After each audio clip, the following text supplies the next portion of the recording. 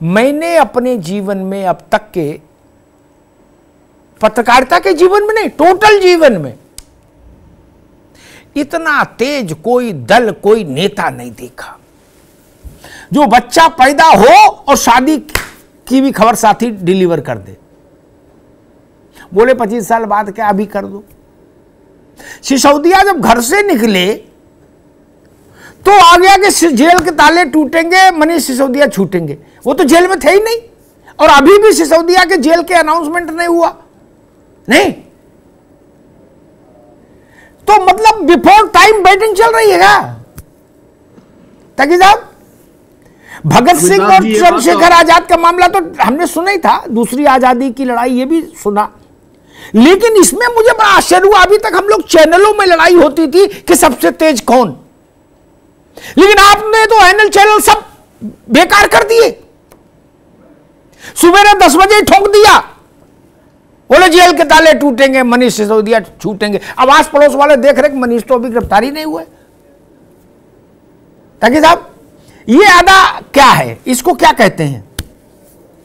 अमिताभ जी, ये बात तो बिल्कुल आपने सही कही। आम आदमी पार्टी बहुत तेज पार्टी है और इस समय में आम आदमी पार्टी विश्व की सबसे तेजी से बढ़ने वाली पार्टी है और आम आदमी पार्टी प्रेरणा लेती है हमारे अमर शहीदों से। मैंने एक शेर कहा था शहीद भगत सिंह के फेवर में, मैंने कहा था कि मेरा वतन मुझसे लहू मांगता है, मेरा वतन मुझसे लहू मांगता है, एक और भगत सिंह हो बहु मांगता है। अच्छा, तो भगत सिंह हो, चंद्रशेखर आजाद हो, चाहे स्वतंत्रता संग्रामी, उन्होंने हमेशा प्रेरणा दी है हमारे देशवासियों को जीवन के अंदर संघर्ष करने। तो अभी हूबहू भगत सिंह कौन है भैया?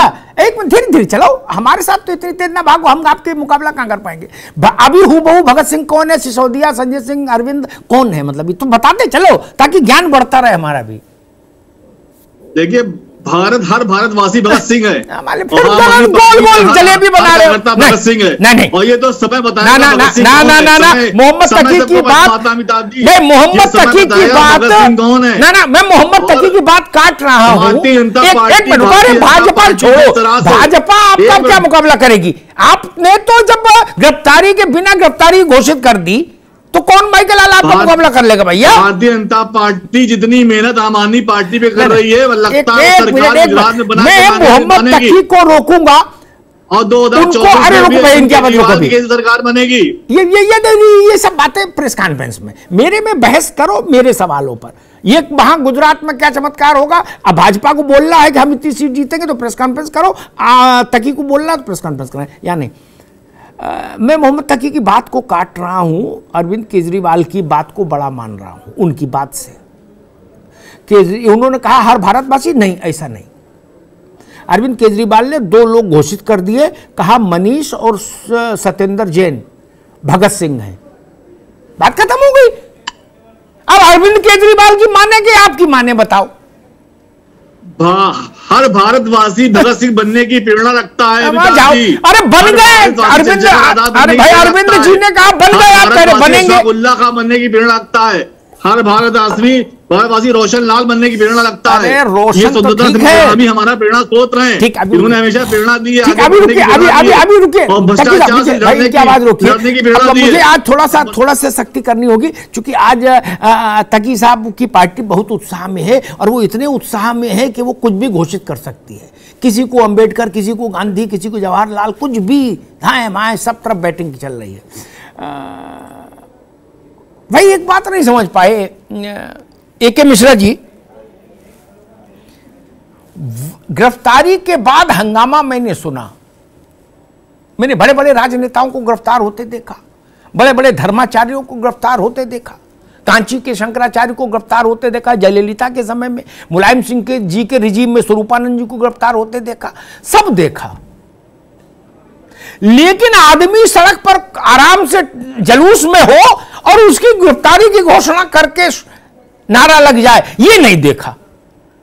ये विचित्र किंतु सत्य जो दृष्टांत आया है, ये इस पर क्या कहेंगे? मैं तो बहुत प्रभावित हूं माननीय संपादक महोदय जी, और इतना प्रभावित मैं अपनी जिंदगी में कभी नहीं हुआ।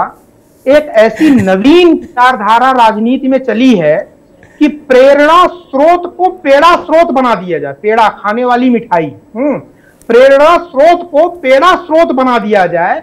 और मैं माननीय केजरीवाल जी से अनुरोध करता हूं, दो चीज और डिक्लेयर कर दे। नास्ट्राडामस वगैरह सब फेल है, भविष्य पुराण वगैरह सब फेल है। पहला चीज वो डिक्लेयर कर दें कि मैं प्रधानमंत्री कब बनूंगा। हो सकता है अगले चुनाव में किसी स्टेज पे वो बोल दें कि फलाने तारीख को अरविंद केजरीवाल प्रधानमंत्री बनेंगे। और दूसरा, कहीं ऐसा ना हो जाए इससे बढ़ के, जितनी तेजी से ये आगे जा रहे हैं, किसी दिन चौराहे पे खड़े हो और बोले यदा यदा ही ईमानदारियस्य ग्लानिर्भवति भारत तदात्मनम, ये पूरा जो श्लोक है, और अपने आप को कल की अवतार घोषित कर दें कि जी अब तो हम। अरे कल की अवतार की बात न करो, प्रमोद कृष्णन आ जाएंगे। हाँ। तो ये बार अपने आप को, अब यही दो चीजें बाकी रह गई जी। पराकाष्ठा जो होती है कल्कि में थोड़ा सा दिक्कत ये है, मैं अरविंद जी के पास आऊंगा। आज बहस बड़ा आनंद में चलेगी, चिंता नहीं करिए। देखने वाला प्रसन्न, करने वाला प्रसन्न, सब जगह जय जय है। कल्कि में समस्या ये है, कल्कि अवतार के बारे में एक धारणा है, एक चित्र है कि सफेद घोड़ा, सफेद वस्त्र, उसमें तलवार लिए। अब अरविंद जी के लिए वो मुश्किल होगा, अब कोई राजतंत्र तो है नहीं कि घोड़ा और तलवार, हालांकि कर भी सकते, मतलब एक घोड़ा कितने का, 10-20-50 हजार का घोड़ा कौन से मुश्किल है, जुटा भी सकते। कल्कि अवतार हो जाए कोई दिक्कत नहीं, हाँ वो भी हो सकता है, कोई सी समस्या नहीं। भाई अरविंद जयतिलक जी, मैं तो हैरान हूं। उन्होंने, अरविंद जी ने गुजरात में कहा कि मैं कृष्ण का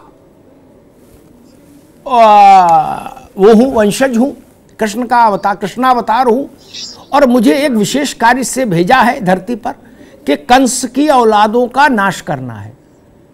अब बड़े बड़े पंडित काश बनारस के, इलाहाबाद के, उज्जैन के, नासिक के वेद पुराण खकोल रहे कि कंस की औलादों का तो कहीं जिक्र ही नहीं।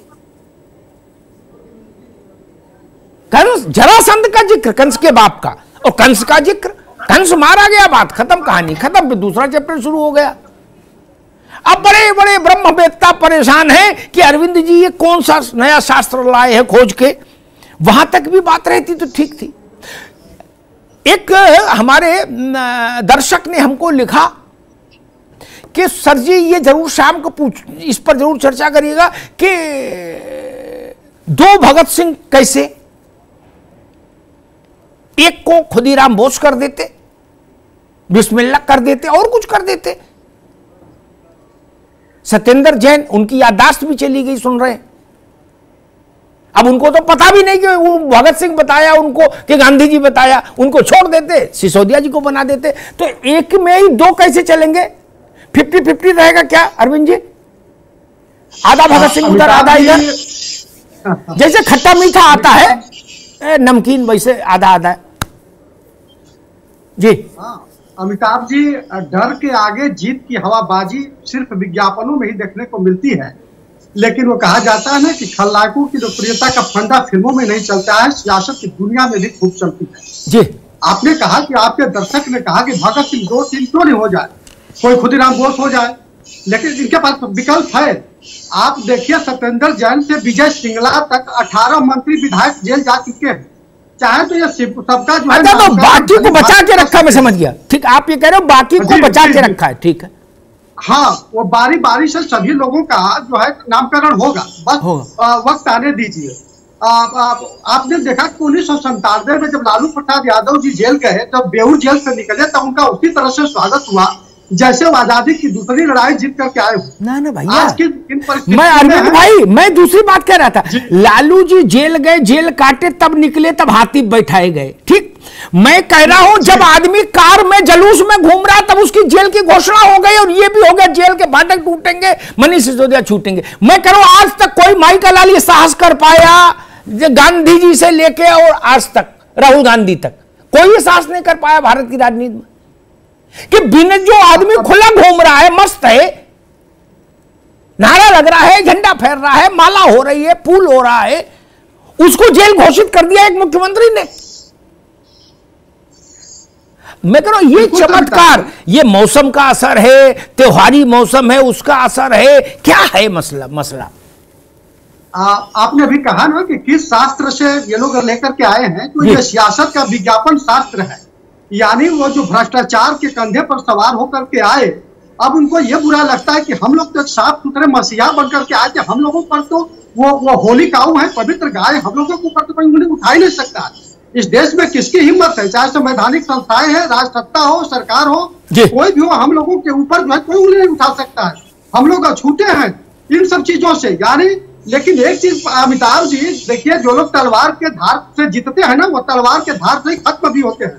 तो ये लोग भ्रष्टाचार को मुद्दा बना करके सत्ता है। ठीक है जी, अभी भ्रष्टाचार की बात ही नहीं, मैं आनंद ले रहा हूं तरीके पे, मेरा मन गदगद है।